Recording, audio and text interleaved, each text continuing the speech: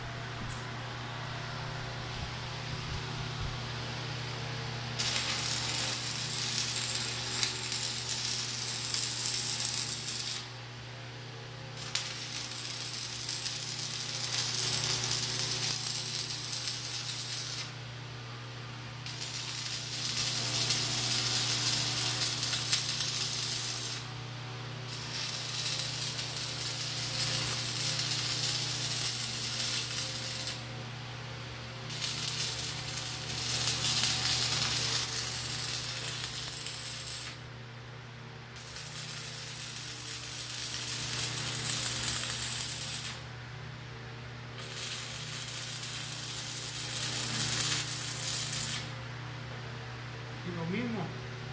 Y así le vamos hasta terminar, compañeros. Quise compartir un poquito más con lo que estamos haciendo con ustedes.